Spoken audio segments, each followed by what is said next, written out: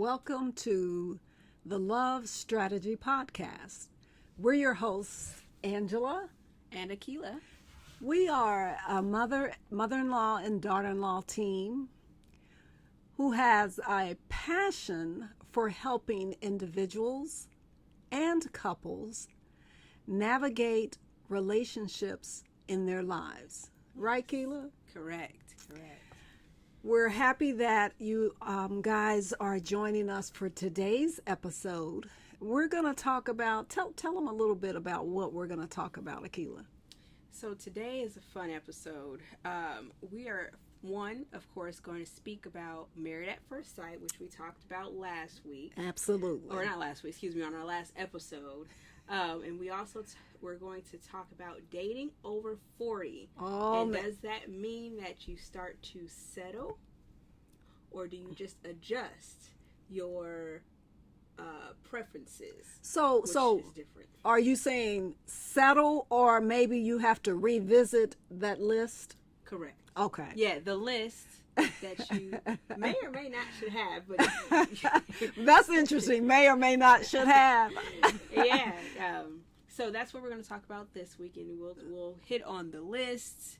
We'll hit on settling, which I feel like some people might start to do after a certain age, and they feel like there's nothing out there for them, so they settle for what is out there or what they come across. But love is out there. And so let me tell you, ladies, as an older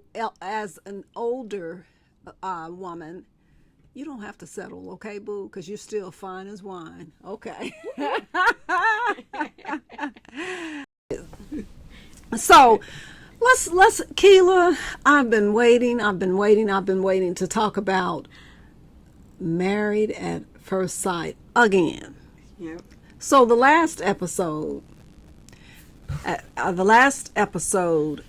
the couples are all married, mm-hmm. and they're going on the honeymoon. Now let me tell you, because I need, again, you all know I'm old school, right? But but I'm old school and proud of it, okay? But let me tell you what stood out in my mind about the couples on getting married at first sight. They're going on their honeymoon, and so they're in their respective hotel rooms, and they're packing. This one couple cracked me up. This one couple takes a packet of condoms and dumps them in the suitcase. The female, his wife, who had been his wife every bit of a day, 24 hours. Right. Dumps the condoms out of the suitcase. In other words, she's saying, buddy, I don't know what your plans are, but guess what? It's not going down like that. You know what? I'm like, now see, that would be me. But wait, that's not actually what she said. Oh, God, wait a minute. See, I was jumping for joy when I saw that, so I didn't. What did she say? That's not how babies are made. Oh, so that's actually completely different than what. Wait a minute. Did she really say that? She did. She's hoping for a honeymoon baby. Oh my God! See, you know what? That's why it pays. That's why it pays to pay attention. When I saw that, my husband and I, we watched it together. And when I saw that, I told him, mm-hmm. You see, that would be me, husband or no. I've just been married to you for 24 hours. I don't think so. But I stand corrected. So it might be. I don't know. It might go down, huh? Yeah. I thought. Well, on the contrary, though, I still thought it was forward. It was a forward statement to say that's not how babies are made. You've known this person for, like you just said, for only 24 hours, and you're basically saying we don't need protection because I'm trying to get pregnant. And furthermore, since we're on that couple, I actually had a note about them. So when they went, if you're not familiar with how it works, after they get married, the next day they visit with each other's families. So this is Jose, and I can't remember the wife's name. And I don't remember it either. Nothing. But so she seems so over the moon positive, which is fine. She's optimistic. That's great. However, she's like, I don't see what can go wrong. I don't know what fights we could possibly get into. And he's kind of like going along with it, like, yeah, I don't know either, because everything's going so great. However, hers comes off as, I think she might be the clingy type. I think she's a people pleaser. I think she's trying so hard. I think she wants love she's so desperate for love that she, just my perspective now, and I could be wrong, but I think that she's just willing to do any and everything. It's like, you know what? I am going to do everything in my power. And I'm not mad at her. You know, when you're in a committed relationship, you do try hard. But in this particular case, they really don't know each other, right, and they need time to get to know each other. But it seems as though she's like, whatever he wants, whatever he demands, I'm gonna comply, because I want him to like me, and I don't want him to be upset and angry, and that's just not gonna last. It's not. And he's similar. However, I think she's a little bit more. And she has a background of self-esteem issues. Yeah. This is why, if you didn't listen to last episode, please, of our show, go back, because we did speak on this is why you have to be comfortable with yourself. Absolutely. And work through your stuff. That's right. So I think that because she has a background of a low self-esteem, as well as just her overabundance of positivity and optimism with this relationship so far. You've known this man for 24 hours. Of course you're going to have a fight. You don't know what you're going to have a fight about yet, because you don't know this person. You don't know what he does to tick you off. Yeah. Case in point. Yeah. They were on the honeymoon and he said, let me brush your teeth for you. Oh, that's right. Now, see, oh my God. You know what? And I thought that was, I thought that was weird. That was super weird. I thought that was weird. I'm like, That was incredibly let weird. me brush your teeth? Yeah. I looked at my husband, That was I'm odd. like, you have to help me with this one. I thought he was playing. I thought he look, was kidding, but he was very serious, folks. Go and watch it. He was so serious. Akila, I've been known to have some weird views. I won't say weird, pretty straight-laced views. And so when I heard that, I looked at my spouse and I said, explain to me what's going on, because I don't get it. So I'm glad to hear you thought that was weird too. Oh yeah. Who wants, like she said, which I wish I could remember her name, but like she said, I am a grown woman. I don't need you to brush my teeth for me. And then some things, I mean, I believe in love. I believe in coupleness. But some things are just individual. You know, you just do them on an individual basis. Like when you go to the bathroom. I'm not one of those individuals that leave the door open and no. This is individual business. You go in there, take care of your business, close the door. Way I handle it, okay? Handle your business and then come out. That's the same way with brushing your teeth. I mean, yeah, that was a little odd. That's weird. That's weird. I'm excited to see what is in store for them, because first of all, she has a long way to fall, because she's high right now. Yeah. She's so high on this cloud of happiness and euphoria. And that's fine. Yeah. However, I think she needs to also look at a little bit of reality. And the reality is this. Okay, yeah, they are participating on the show. They're married. But I think they need to keep in mind that we need to try to get to know each other. Right. I mean, because in order to have a successful relationship, you have to know each other. You have to, if I were to give, 4 or 5 important factors that you must think about when considering a committed relationship, I would say 1, you have to like the person. Mm-hmm. You know what I mean? You have to like being around them. You have to have fun with them. You have to just enjoy, like when you have good friends, you be like, you just laugh, you have a good time, you talk, you discuss things, you don't always agree, but you just enjoy their company. I think that's important. Well, they've only seen each other, only been in each other's presence for 24 hours. Right. You need time to see if you really like this person. I think you also need to have, if you're spiritual or whatever, you all need to be on the same page for that. That's an important factor. These people are younger, and so you need to, the issue of do we want to have babies or not? That needs to be discussed. And then I think income.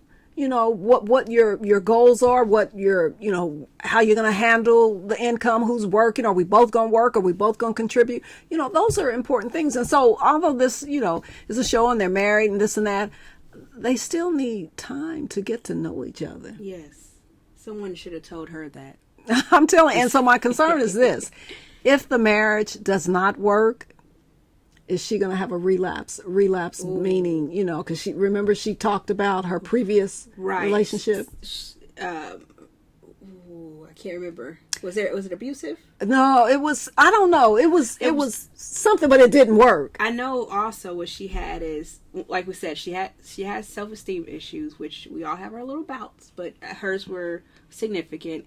And she also lost a bunch of weight. Yeah. So at one point she had gained a lot of weight and then lost it.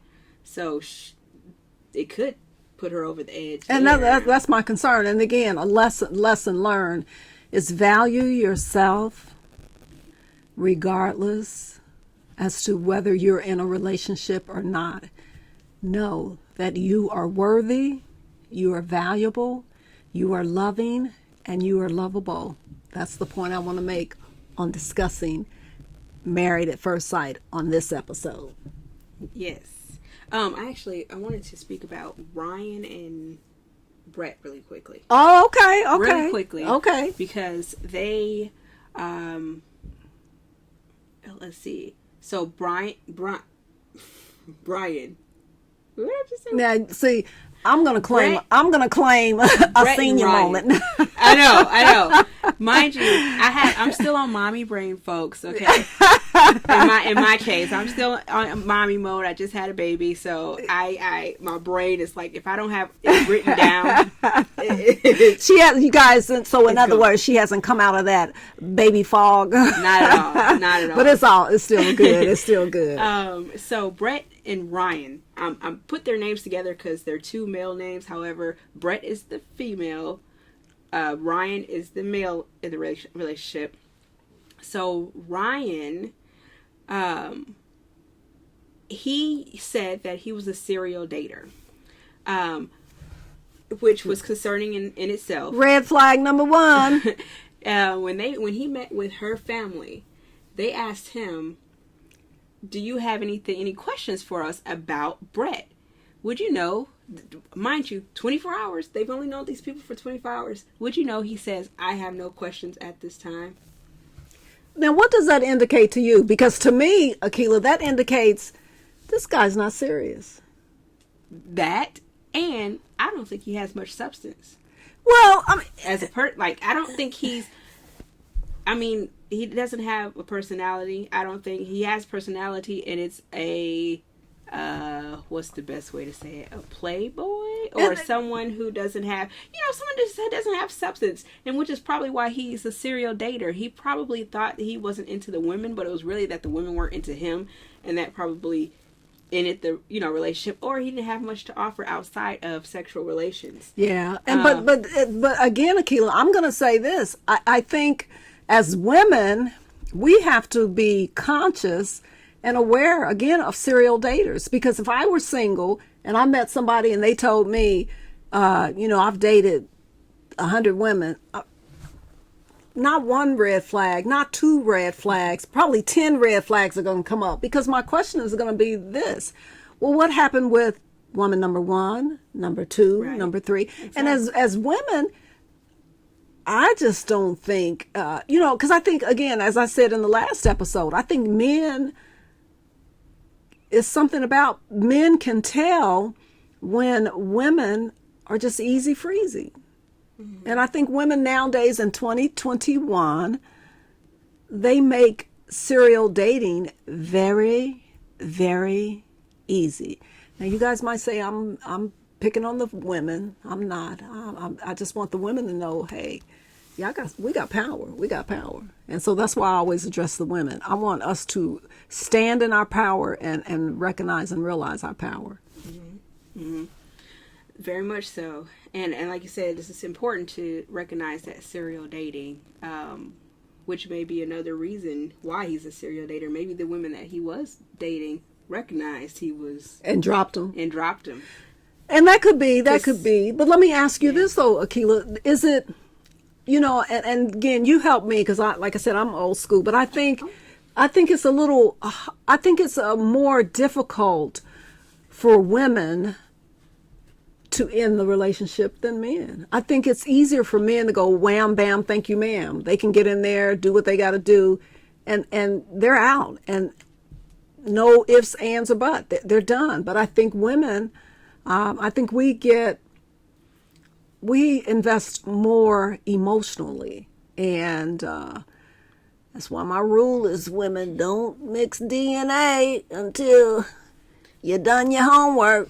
Right. Because even with your intent, if you intend to be a wham, bam, thank you, ma'am, or for that man to be a wham, bam, thank you, ma'am, for you, you have to, because like Angela says, even if you do your homework, if you choose that you make sure you want that to be a wham, bam, thank you, ma'am, do your homework and figure out how you're going to thank you, ma'am. So in other words, you're saying, hey, ladies, if that's what you decide, if you want that relationship to be a wham, bam, thank you, ma'am, go into it knowing that. Go into it knowing that. Okay. Go into it knowing that it's not going to be any more than that. Okay. And you have to be ready with your tools to say, thank you, ma'am, and walk away. And be able to cut the emotions off. And let me also say this, now, I'm going to just go along with her on that, but I'm like, hey, don't do it. But let me at least say this.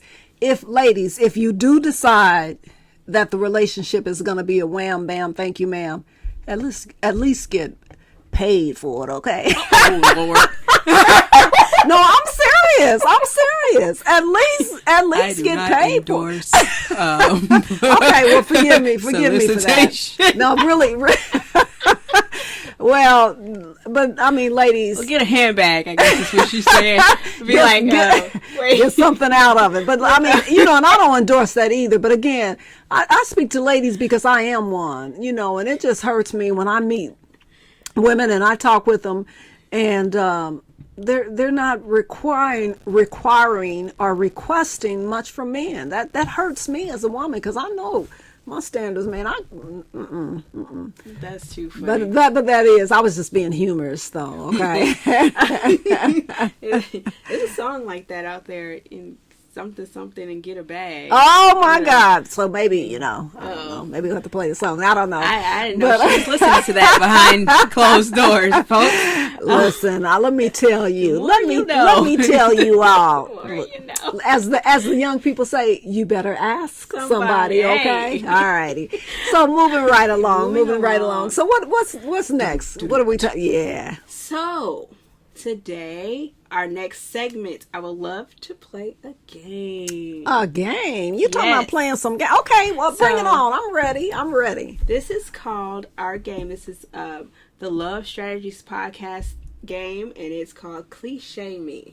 Cliche me, baby. Okay, come on. So the way this works is I'm going to, you're going to play. Okay. So then we'll discuss after each response. Okay. So the way that it's going to work, I'm going to name a common relationship cliche to you, and you let me know whether that cliche is true or false. Okay. And then from there we'll discuss based off your answer. Discuss Got it. So the first one, love is blind. True or false? Love is blind. Ding! True.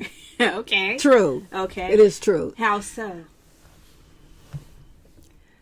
Love is blind because when you first enter into a relationship or start a new relationship, you're operating off of the good feel, the good feeling hormones, the endorphins. And so all you know is, I like the way this person is making me feel. And when we're elevated in that higher state, we're not as rational as we should be. And so when life is good, we're feeling good, he treats me well, he compliments me, we don't see the red flags, or we don't pay attention to the behaviors that need some discussions. And I think by recognizing that love is blind, it will help us be mindful that, hey, wait a minute.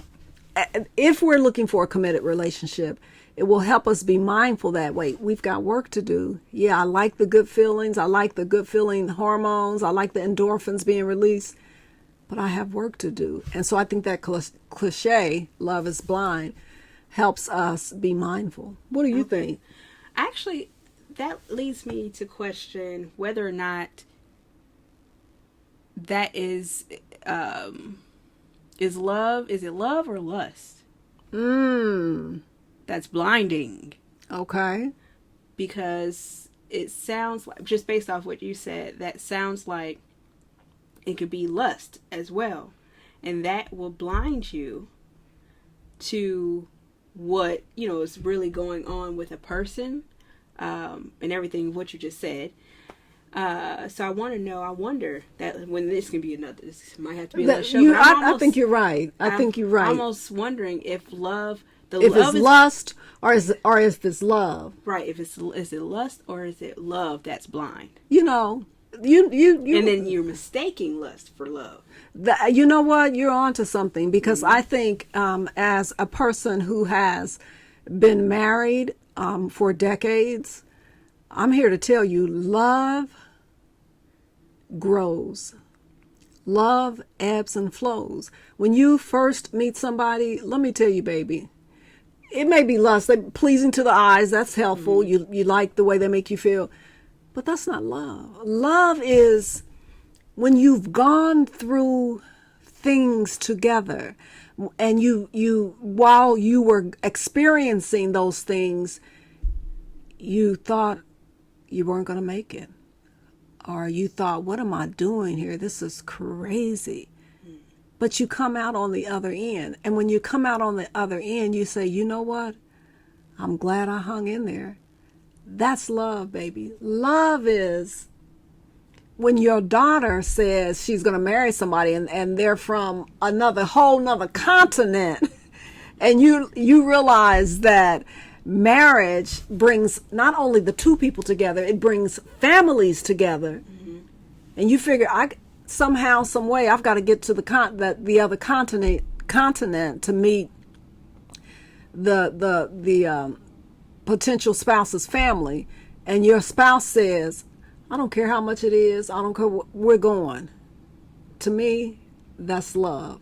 Why? Because he knew how important it was that I feel okay knowing that our daughter was going to be in good hands, and that we're bringing, that the families we're bringing together, that we mesh. Because, let me tell you all, people get married, it's bigger than just the bride and groom.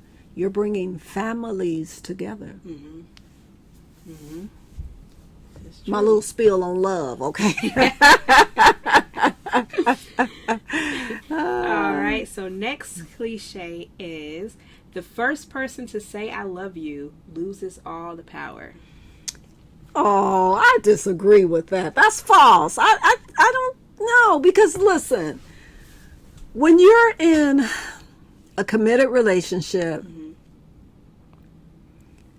the goal and the focus of that relationship is to make it last. And so we're not focusing on who has the power. Hey, we are a power couple, okay? And we want to make sure that on a daily basis, we have the attitude, we have the intent of, I'm going to do whatever I can do to make this relationship better, to make my to make my spouse's day better. And the other spouse has that same attitude. Hey, if I say I love you first, cool. He's probably gonna say, because I know, I know the power I got. If I say I love you, he's gonna be like, what, girl? We're gonna have a war about who loves who the most. Okay. But what do you think about that? I believe it's true as well. I mean, excuse me. I believe it's false. I believe it's false as well, because same thing. If you're truly in love with somebody, I don't think that you lose any power by saying that. You gain power by being vulnerable there and just letting the person know how you feel. If they're playing games, you may feel manipulated if you say it first. Right. I don't think you lose any power. With the wrong person, it might feel like a power struggle and you lose power. But if it's with the right person, you say it. Heck, if it's with the wrong person, you say it. You're gonna find out whether or not they agree or not. Yeah. If it takes them time to say it, they may still feel it, but just not there yet to say it. I still don't think that's giving up power. Yeah, I agree with you. And let me also say this. And I said it first. Yeah. Oh, she said it first, and I was like, what? And see, that's taboo. Hold on, wait a minute. Admit that. Is it? Is that taboo? For some women, it's like, I don't want to be the first one to tell a man I love them. Okay. It's all about, the man has to love you more. Okay, or you want to, as a female, you want to make sure he's really into you. Right. Okay, I didn't see. Now, see, I'm learning something from this podcast. I didn't know it was taboo, but I'm like you, Akila. You know what? Let me say this. Men thrive on accolades from their woman, and so you tell your man, "Boo, I love you." Guess what that's gonna do for him? He's gonna be like, what did I do to deserve that? Whatever I did, I'm going to keep it up. Because men, I'm here to tell you, I raised 2 boys and married to a man, okay? Men thrive on positive statements from their woman, okay? I'm gonna just put that out there to y'all. And put a period on that. I know that's right. All right, last one. Once a cheater, always a cheater. Oh, that is absolutely false. Now, let me tell you my reason why. Oh. Yeah, wait a minute, because I know, you know what? I was speaking to a group of young people one time, and I told them, I said, if your spouse cheats, it doesn't necessarily mean the relationship, the marriage is over. Oh my God. I bet these young ladies almost jumped down my throat. I said, hold up. Let me explain this. Once a cheater, always a cheater. No, let me explain this. First and foremost, let me say this. Stepping outside of the relationship, the committed relationship, the marriage, is definitely a no-no. I do not condone it, endorse it, I support it in no way. However, if that happens, we have to examine why. Now, let me say this. I'm in no way saying that the non-trespassing spouse or the person who didn't step out, I'm not saying they're responsible for the other party deciding, and it's a decision, yes, deciding to step outside of the marriage. I'm not saying that. But if you have a good man, a decent man or woman, and they step outside the marriage, we need to find out why. Was something missing? Were they not getting something? Were they, again, it does not excuse the behavior. It doesn't excuse it. But the question is, why did they do it? And secondly, after we find out why they did it, if they are remorseful, I mean truly remorseful, then I think you won't have those issues again. Now, if you have a spouse who steps out one time, steps out twice, steps out 3 times. This is a pattern. Houston, we have a problem. Either you didn't choose wisely and you just got a no good man and he's just a cheater. Then in that case, once a cheater, always a cheater.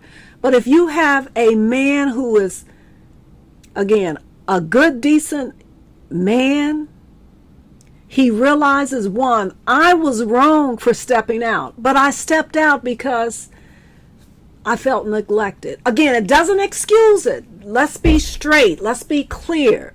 It doesn't excuse the behavior, but if he tells you, this is why I did it, and he says, I realize I hurt you. I'm sorry. I'll do whatever I can. If it takes me the rest of my life, I'll do whatever I can to gain your trust, your love, and I'll never do something like this again. Then that's a keeper. That's not, that he doesn't fit that cliche, once a cheater, always a cheater. But if he's like, oh, no big deal, you made me do it, I didn't, you know what? Don't waste your time, boo. Don't waste your time. But what are your thoughts, Akila? That's heavy. That's heavy. It's a heavy one. That's heavy. But talk to me, because we need this. Talk to me. Thinking, okay, so one, it would be hard as the person on the other end of, if someone cheated and you're the person that's being cheated on, I know that would be extremely difficult to not believe that, because a piece of your trust is just gone forever. Absolutely. Like, it's just, you're never at 100%, I don't think. Absolutely. After that. So I know it's probably hard to hear what she's saying about, once saying that it's false, that, once you cheat, you're not always a cheater. I think the cliche is true or false? It's a hard one. But that's okay. And I think in marriage, like you said, if you've known the person, you found the person, you know that their character, and for whatever reason, and now whatever reason they step out, male or female, on you, they step out on you, your spouse steps out on you. Okay, if they're a good person, I can see what you're saying about, no, they won't cheat again, but they would have to really, really, really, really come with good evidence that they're not going to do it again. But if you understand why, because let me tell you this. Now, my husband has not stepped out or anything like this, but let me say this. Looking back on some of my behavior, y'all, I was a hell raiser. And so, looking back, I think to myself, Lord God, thank you for saving me, because I think if I were in my husband's shoes, I would have said, you know what, this woman raised so much hell, I'm finding somebody to give me some peace. Okay. Now, again, yeah, I'm kind of joking with that. It does not excuse the behavior. But this is how you're going to know, Akila. I think the trust, let me say this. When you're the person that has been cheated on, yeah, it hurts like hell. Yeah. And you feel betrayed. You feel like, how could you do this? I wouldn't do it. Yeah, it's going to hurt. Just like you break your arm. It hurts. But it takes time to heal. But if that person is truly, truly, truly remorseful, guess what? He or she will live their lives like an open book. Why? Because they want you to be assured that I'm not doing this. So if they call and they say, where you at? And they do it 1,000,001 times, the person who cheated, they're not going to get upset. They're going to say, you know what? Because I want this other person to know you can hold me accountable. Mm-hmm. If you've called me, this is your 10th time calling me, asking me where I am.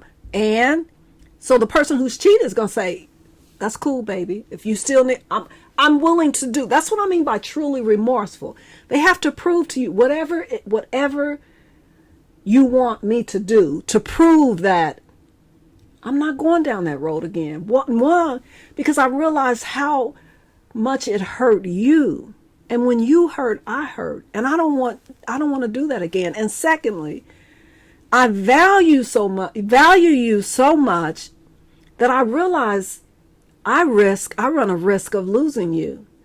And I don't want that to happen. So I'm going to do whatever I need to do because I don't want to lose you. Mm-hmm. So if you, to build your trust, I don't care if I have to, it sounds a little extreme. If I have to text you every 5 minutes, this is what I'm doing. I'm willing to do it because I, again, don't want to lose you. Mm-hmm. Now, I'm not saying that's easy. Nobody wants to be cheated on. I don't advocate that. Don't cheat on people because, sometimes I get rogue and I'm like, okay, I'm ready to roll up on somebody again. I'm just joking, y'all. I don't advocate that. And cheating it, again, families and marriages coming together, it's more than just the individuals. And so it affects it does. Your children, just everybody. So, and the lesson is don't cheat. Right. We'll put a pin in that when it comes to marital cheating because I would like to go deeper into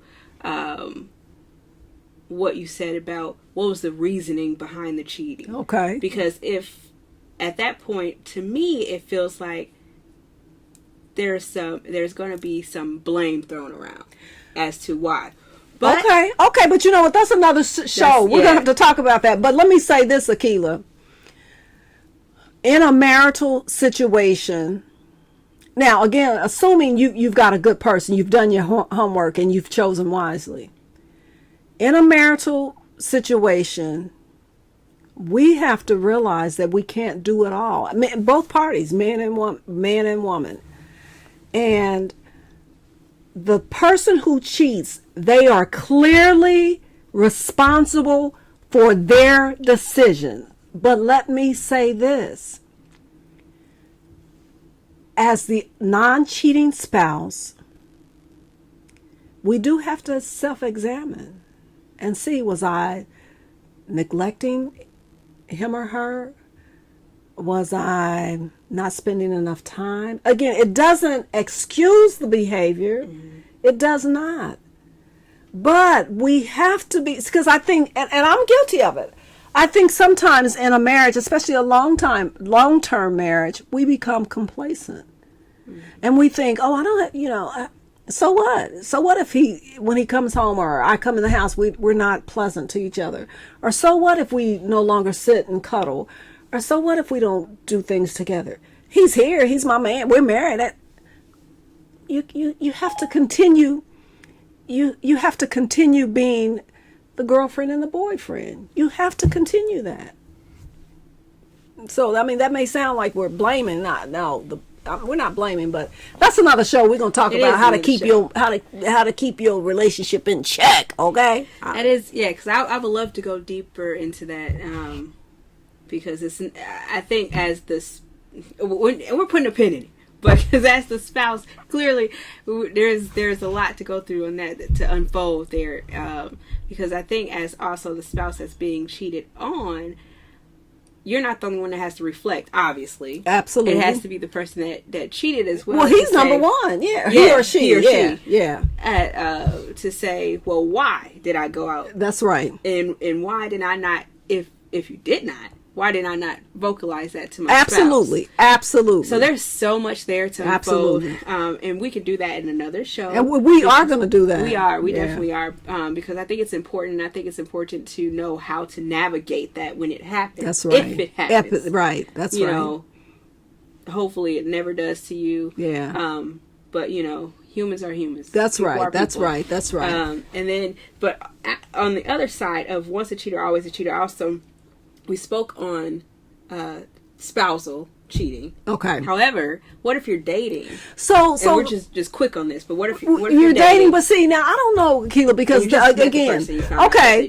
But see, this is my view on that. And again, I'm old school, and you may say, Angela, those views don't hold up in 2021. But this is the way I look at dating. Is this?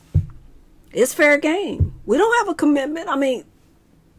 We don't have a commitment. See, that's why I emphasize committed relationships. Mm-hmm. Now, what is a committed relationship? You can determine and decide what your definition of commitment is. But that's why I tell women, don't you just meet a guy and you've known him 4 months, 5 months. In my opinion, that's not a committed relationship. So why are you upset if he goes and he does this one and that one and that? he owes you nothing. You owe him nothing. That's not. So I think the issue, Akila, is what is a committed relationship? That. I mean, because dating. When I hear the word dating, I think of like courtship. Yeah, I think of. So courtship is something different to me. I agree. Actually, I didn't mean dating. When I think of dating, I think of okay, it's free love. Playing the field. You're trying to see absolutely, absolutely. That's what when I think of dating. That's what I think of. I don't think of a commitment. So if you say, "Oh, he cheated on me," no, boo, he didn't cheat on you. There's no commitment. He did what he did, or she did what. So what if you come across someone before you even get to the point of feeling like someone cheated on you? What if you get to someone? Let's say we're gonna be males because we don't always want to feel like it's we're talking to the woman always. Okay. Let's say we're males. And you come across a woman and she says, "Yeah, I cheated before," but you're just now getting to know this person. It's first or second date, you found out that they've cheated before. This cliche comes to your mind. Oh shoot! Once a cheater, always a cheater. I don't even want to go further with this person. That would, Akila. I'm going to honestly say, if I was a male, and this woman I'm interested in, and she shared that with me, I would be concerned. I would be concerned, and the reason for my concern would be this: is she mature enough to handle what goes along with a committed relationship? You see, because I think committed relationships are for grown folks, and when I say that, I mean committed relationships are for people who realize this is about us, not me, not you. It's about us. And the majority of what we do in that relationship is going to be based on, does it benefit us, or does it benefit me, or does it benefit you? And so if the woman shares with me, I'm thinking as a man, if the woman shares with me, yeah, I cheated, what's going through my mind is, she might not have what it takes. Because see, as a man, I'm going to tell you, as a man, I don't want to be worried with the thought of my woman not protecting and honoring. And that may sound archaic, but that's just how men think. This woman is protecting my kingdom, is protecting what's mine. And the man, if he's concerned about, when I leave, is somebody else coming out in the back door, you got a problem. You got a problem. And men want to be assured that, hey, you know what? I got this, and you don't have to worry. I got this. This is us. I got this. Ain't nobody coming in between. I got this. I mean, and women like that too, but I mean, a man more so. I mean, y'all. I welcome your comments, okay? I know what my views may appear to be 1800s, old-fashioned. So bring it on, and you have different opinions. Let's dialogue. And we do want you to, based on those 3 cliches we just shared, we'll post those on our Instagram page, and we do want you to give your point of view. Do you think they're true, or do you think they're false? And let us know on Instagram and Facebook. Let us know what your thoughts are with these 3 cliches, and we'll play again on another episode, but with 3 more. But we definitely want to hear your thoughts on these based off what we just said. And we're going to move on to our next topic, which is dating over 40. Now, is okay as we move into this, which is it does relate. I know at some point during this conversation you're going to say, because I'm old school. And this is also, she got me. This is going to be another episode. Like, we get so excited. We have so much to talk about. It's so much to talk about. But I would like to, we won't do it today. We'll do it on our next episode. Okay. But I do want you to explain what old school means. Okay. Because I honestly think, because some of my views are considered, I guess you could consider them quote unquote old school. Okay. But I actually was told once, no, you're not old school. You like what you like. You Okay. are how you are. And I can go with that. And it's not a time period on it. Somebody may think they want to call it and put say it's old school, but why is it old school? I think that, that's another episode. But I think we that will also talk about that, makes- because I would love to explain to you all what old school is, okay? So our next topic, dating over 40. And in that world, do you settle, or do you just change your preferences on your potential spouse a little bit? And what I mean by that is, I find when I speak to women in particular that are over a certain age, men, they always think they got it. They think they can get anybody they want to get. That's why it's half do. of them with these 25-year-olds, whatever. And that's another show. We're going to talk about why that happens. Right. But yeah. And so, women, I'm talking to you in this point in time, but I would love to hear male feedback if we have some male listeners out there to give us some feedback as well. However, women, I want you to know you got it. You don't have to settle. You don't have to settle. You like what you like. However, you may not find a Boris Kojo anymore. I'm just going to be straight up. My God. Oh, Jesus. So, that's a reality check. Reality check. Because, when you're 20, when you're 18 through 30, you have the possibility to find your pool, I guess your dating pool is a little Statistically bit, speaking, your pool of available men is much bigger. yes, much bigger, especially if you're looking for someone without kids, without baggage, with on the come up, or has a good career, etc., etc., etc. With all of those in a package, yes, you can find those when you're 30, 18 through 30, and when they're 18 through 30. However, once you move a little bit older in age, I think that pool, and statistically, and that's your she's pool right. does decrease. It does diminish. And then, at this point, the question might be, okay, man, do I settle with a man with 5 kids? You don't have to. You can still, you might have to come to a compromise, as in, okay, I might not find a man that has no kids anymore, but I'll be willing to date a man that has a healthy relationship with maybe 2 kids. Yeah. And when I say healthy, there's levels to that. Absolutely. Because there could be, when I say healthy, they have distance. They know, everyone knows their place. Unhealthy would be a male that still lives with his children, Absolutely. or his children are meddling in his business and don't like anyone he's dating. That causes drama down the road. Which is another show. We'll have to talk about that. It is. But so, what are your thoughts? If you're dating over 40, is it settling, or do you need to just kind of adjust your preferences a little You know what? It's not settling. It's not settling. It's called a reality check. So, when I was in school, in college, this used to be the saying.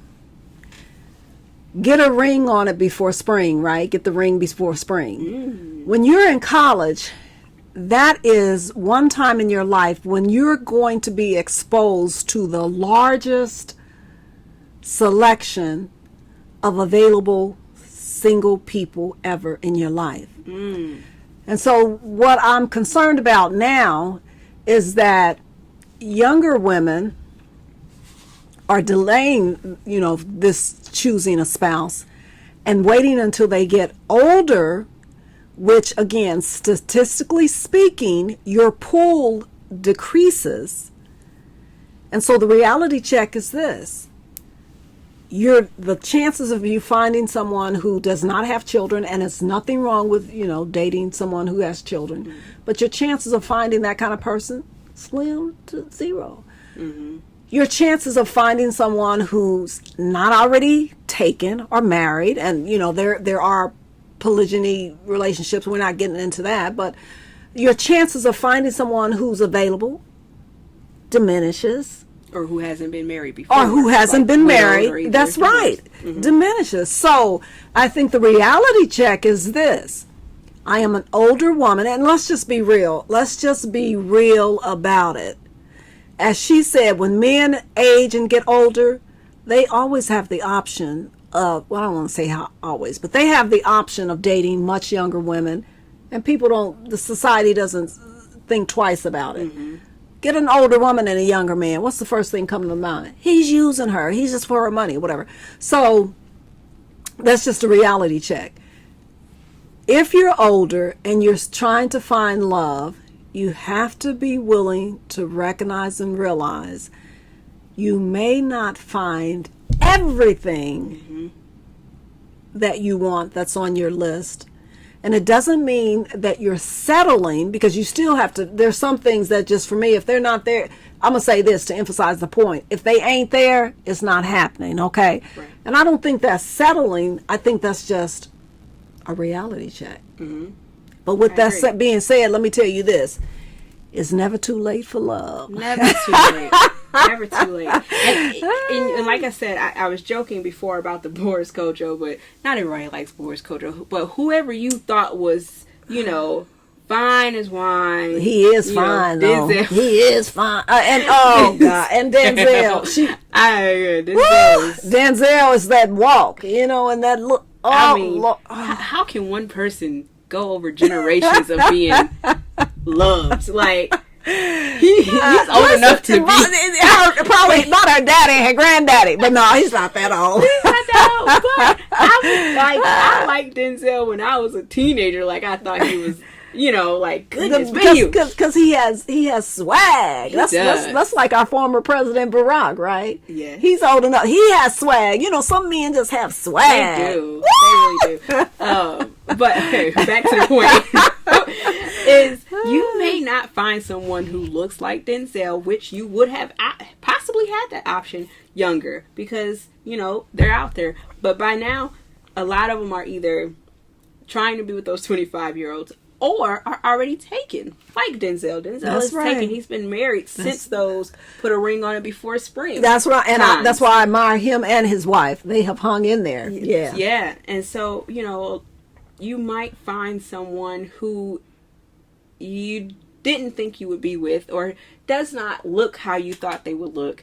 They're not the height that you thought they would be. Of course, you probably don't want to be with somebody who's significantly height difference. However, my thing is to give people a chance. Yeah. If they are good people, if they're a good person, if they, meet other criteria for you, be open to the possibility. Possibility of that person being a possible spouse. Yeah. Because I don't want you to close yourself off to anyone, and to love and to companionship in your older years. Tomorrow's not promised. That's right. You don't have forever to be picky. That's right. Point. That's absolutely. And it's the difference between picky and criteria. That's right. That's right. So you don't have time to be picky. You don't settle, but you don't have time to nitpick at this current moment in time. And then also realize, I've heard some women that are over 40, I want to say more over 50, who I've lived this long by myself in my own house, doing my own thing. I don't think I want a man. But in the same breath, say, I want a husband. Yeah. And you have to realize, okay, so yes, at this point, you will be coming into whatever relationship or companionship that you find. You'll be coming in as a whole person, as you always should. That's but at this point, you have come in with, you're a whole person that has led a whole life with your own preferences. You like your house a certain way. You like to drive to work a certain way. You like your car a certain way. You have to recognize that the person you meet is also going to come in with those same things. Yeah. They've lived their lives. And so they have their ways. They have their ways of doing things, yeah. It's a little different. You can still grow with this person. Not saying that you can't grow with this person, but it's different when you start out with someone. That's right. And you grow into these people. But now you're a person. You have to be willing to meet that person halfway. That's right. And they're going to have to be willing to meet you halfway. And that's that. And so you're right. So don't give up on love. And let me say this. As humans, we are created to connect. We are social beings. I don't care if you're 50 or 105. We need a connection. We need a relationship. We need to be social. And so I think when women say, you know, I've been by myself all this time, I don't need a man, I don't think they're being honest and truthful with themselves. Right, I agree. You know, now that I think it tiptoes on settling. Yeah. And so to wrap this up, I would like to say, I would like to end on, you're worthy. There's someone out there for you. Do not settle on the fact of just because you're feeling like you're getting older, oh, I don't want a man anyway, or I don't want a woman anyway. What I need you to do, like we said at the beginning of this, men will go out and they know they can get them a younger woman. That's right. Or know they still have opportunities. I need you as a woman, like I said, I'm speaking to the women at this point. I need you as the woman to say, I still got it. That's right. That's right. I can get me a 25-year-old if I wanted to. But ladies, but you got to still have it, ladies. Which that's another show. Which means you got to take. That's right. But, you got to take care of yourself. But, yeah. So you know, just that mentality. Go out there with confidence. Put yourself out there. That's another thing. You can't find somebody by being in your house all the time, going to work and coming home. No, you have to do different things. Get on a meetup. Oh my gosh, she's right. She's right. That's my mother used to say. Group. You know, people say, I'm waiting on the Lord to send me somebody. My mother would say, I don't think anybody's going to come knock on your door. Who's there? I'm from the Lord. He sent me. As she said, you have to get out and about. And that's how you're going to meet people. At the grocery store, conferences, concerts.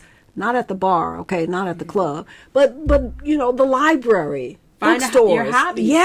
Like join groups. Play golf. Ladies, let me tell you, I know we're winding up. The golf course is an excellent place to go to meet men, okay?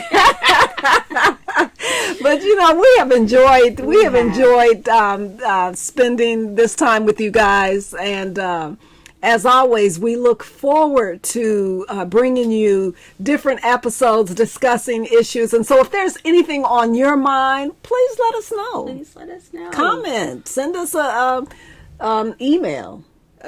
Do we have you? We do have email. We do. I'm with saying no it, confidence. Yeah. Like, Okay. There's that old school. Well, I'm asking. Yeah. Well, see, that's the, yeah. No, we do have an email. It's our email is the love all together, the love strategy podcast at gmail.com. Sweet. Thank you so much, and follow us on Facebook at the Love Strategy, and follow us on Instagram at the Love Strategy Podcast. If you mention us, if you tag any of our audio or repost anything, make sure you hashtag the Love Strategy so we can see it and we can acknowledge it. And like she said, send us an email. You can also send us a voice message. That link is on our Instagram. So thank you. But you know what, Keila, this has been a blast. It has. We went a little longer this time, but it was good. It was a good conversation. And so I hope you enjoyed it. Until next time, remember, as she said, you're worthy, you're lovable, you're loving. We're out of here, and we'll talk to you next time. Deuces. Peace. Thanks for listening. Love Strategy Podcast.